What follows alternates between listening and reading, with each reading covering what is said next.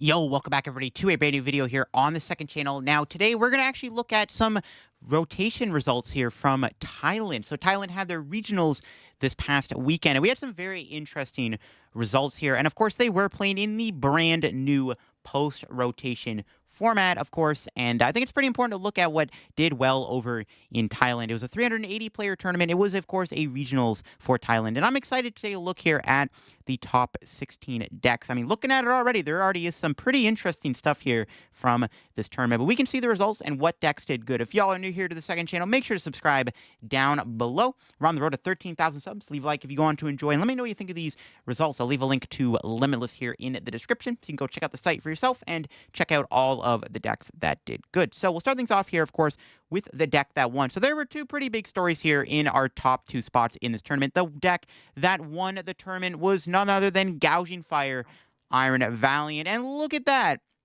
This deck actually is legit. Now, I actually did a video on this deck the other day, and that video was like kind of not, it wasn't well received, but a lot of people were very skeptical of the list. And immediately I can now validify that the Iron Valiant Gouging Fire deck is solid, as it did win a regional in Thailand. So there you go. Boom. All you haters in the comments, eat your heart out. But no, for real, this deck definitely is a really interesting concept. I still like the Iron Valiant over the Pokemon Go Moltres. I think there's benefits to both of them. Now, interesting about this deck, it actually plays a couple other attackers. We got the Delphox V in the deck for that 120 snipe. You got the Charizard in the deck over the Greninja. I tried the Charizard, but the Greninja does allow you to easily pull off Saudas. Because again, the problem with the Sauda engine is you need to constantly discard energy, and it was hard to do that, especially when you wanted to go base in Sauda. So I like the Greninja, but the Charizard was also really good in testing. It also plays a Shiyu in the deck now. It's not the Shiyu EX we're seeing. It's actually the one prize Shiyu with Flarebringer, where you can attach up to 2 fire energy from discard to one of your Pokemon, or you can use Mega Fire of Envy that can do 140 damage if any of your Pokemon were knocked out during your opponent's last turn. So it's a really interesting one prize attacker. Is it better than the one prize Moltres that you can play that can do 90 damage for 1 energy? I'm not too sure, but it is cool to see the Shiyu nonetheless. And of course, you got the one copy of Iron Valiant over 2. And the Squawkabilly, and the Cyclozar in the deck, too. Now, this is interesting. The main reason why Cyclozar's in here is because it's got a free retreat cost. It's not really in here for anything other than literally just a free retreat pivot for your Gouging Fire whenever you have to do the big attack and then switch. It's got the Sawdust, got the Melas. I did base my list off of what I saw, because this list was actually posted to Twitter here a lot earlier after the result was posted. So I kind of did base my Gouging Fire list a little bit off of this list that went Thailand, and it's actually not bad. Now, the one other big difference is actually playing Maximum Belt over the Prime Catcher. I really like the Prime Catcher in the deck, because I do feel like this deck is going to struggle against Charizard, regardless of having the Maximum Belt or not, because you still have to go through 2 other Charizards, which is very difficult. I was happier with the Maximum or the Prime Catcher over the Maximum Belt. I just found the Maximum Belt to be kind of redundant, but the Maximum Belt can be good within the deck too. And this deck did win this regionals, and it's a really cool archetype. I think Gouging Fire is not a bad card. The one thing I really like about this deck is Gouging Fire is really good against control. Being able to just KO anything in the active spot, and having, as long as you have that one prizer on the bench like that Moltres, can be very useful when playing against control. And that's one thing I really did enjoy about Gouging Fire. Now, the deck that got second place was Metang Dialga. Kind of poetic. I mean, obviously, Dialga would probably lose to a fire deck. Obviously, it just kind of naturally works out that way. But we were this close to having Dialga win a regional. But yeah, Dialga Metang, it's a really fun deck. I've already done a video on this deck, too. It's a blast. Being able to get Star Chronos off really quickly with the help of Metang, it's pretty strong. The deck does play the double Zam. It's not playing the Hisuian Masculegion, which I was trying out. It does have the Greninja. It does have the Mew, though. Obviously, Prime Catcher is huge in the deck. It does also have a couple of damage modifiers. We do see the Defiance Band and the Vitality Band. And, of course, the TM Evo Arven engine is in the deck, too. It's a pretty solid list. I like the Draw engine. I like the Researches and the Ionos.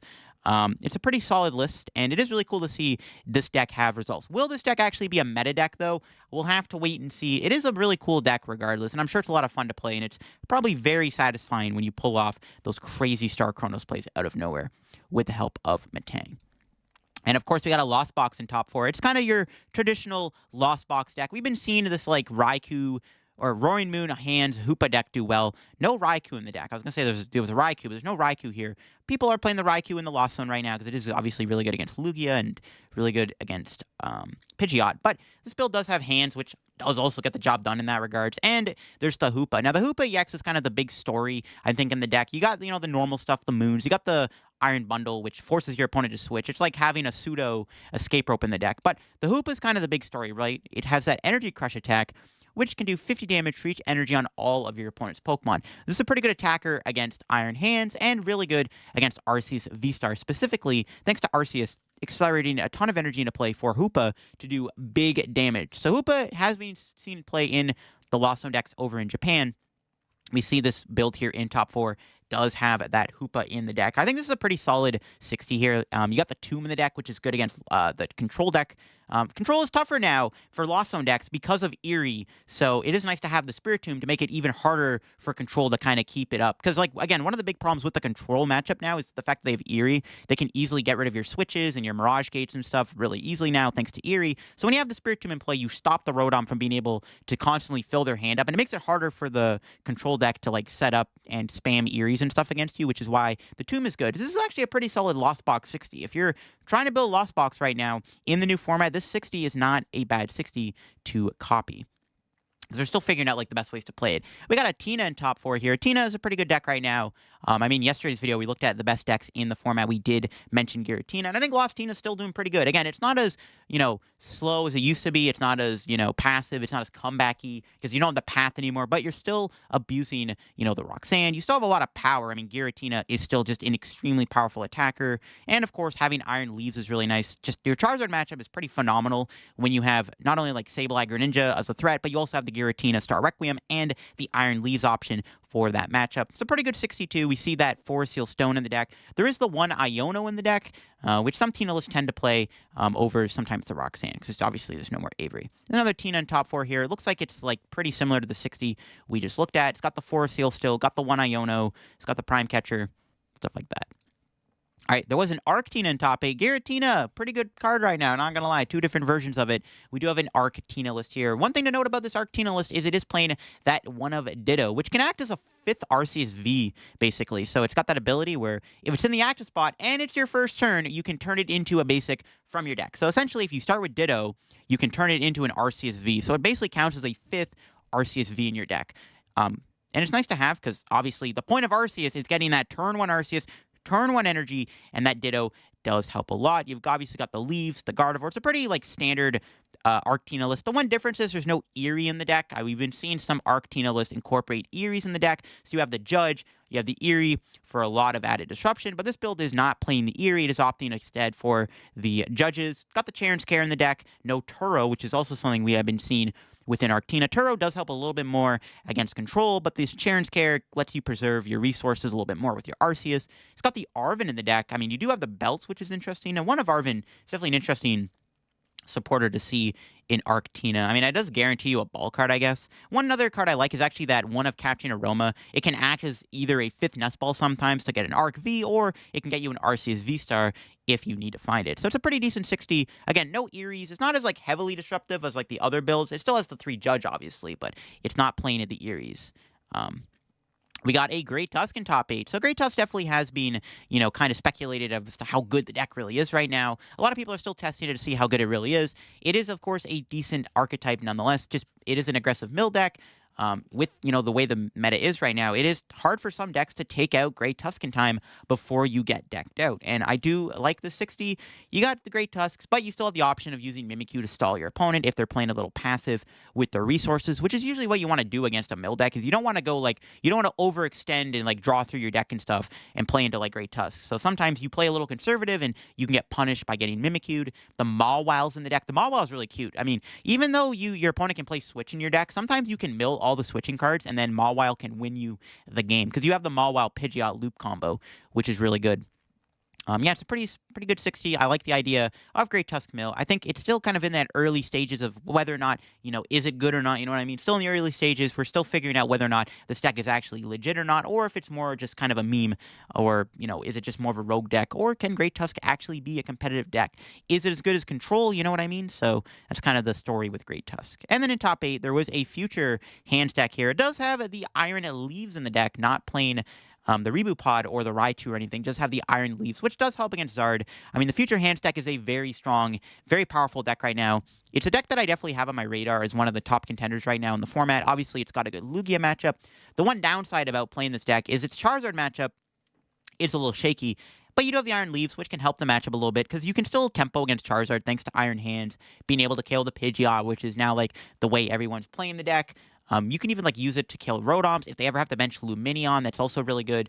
And then obviously the Iron Leaves can come in and clean up against the Charizard. And you have the Heavy Baton, which also synergizes with the Iron Leaves. You can keep the Grass Energy in play thanks to Iron Hands needing 3 Colorless Energy in its attack. It's a pretty simple 60.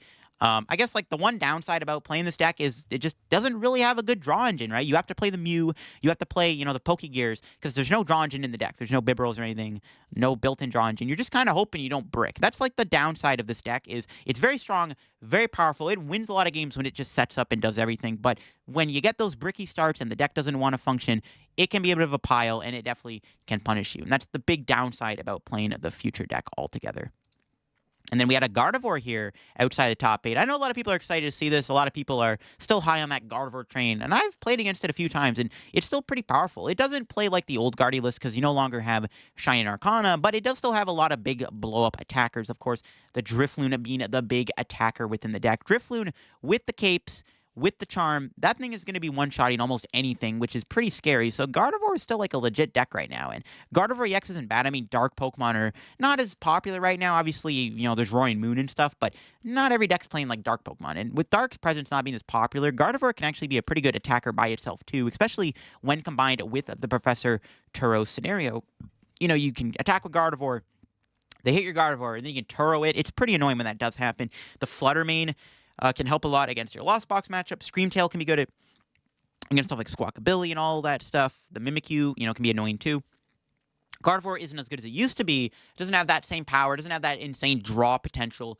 Still has a lot going for it, though. You got the TM Evo Arven engine to set up your Curlias really easily. So you kind of have a pseudo Mirage step thanks to the TM Evo engine. But yeah, Guardy, definitely a really interesting 60. And, I mean, is Guardy good? I guess we'll have to see if Guardy can keep it up, because it actually has been doing good in some of the online tourneys too recently. So not only does it have this result here in this Thailand tournament, but it's also got some results also in the online tourney scene. We got another Lost Tina here. This one playing a Thornton, very interesting idea. I mean, early on when Tina was kind of a big deck, Lost Tina was a big deck, people were playing the Thornton in the deck as an experimental card.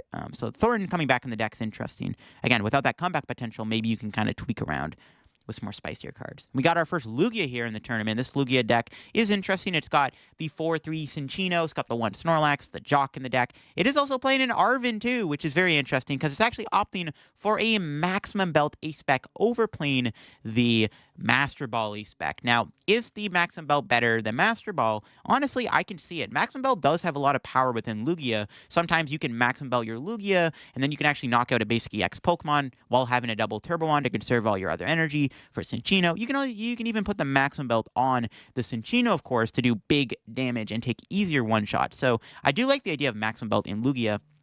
I mean, Master Ball is really good, but there is a lot of benefit and value you can get out of playing the Maximum Belt within the deck, too. It's an interesting idea. Again, the main issue I do have with it is finding the Maximum Belt. You do have that one of Arven, I guess, so I guess it's a bit easier to find. But that's the big downside of playing Maximum Belt is can you find it when you need it? Because Lugia's just one of those decks where it just kind of does its thing. Once it sets up, it just kind of rolls you. It doesn't really have an engine. Like I said, its main engine is just the Archeops, and then you have to rely on the gift energy to bail you out of bad hands and stuff. So it's maybe sometimes hard to find that Maximum Belt, but it's cool to see. Then we got a Ancient Box. That's a pretty good variety. I'm not going to lie. This tournament so far has had a pretty good variety of decks. And we got an Ancient Box deck here. I like the 60.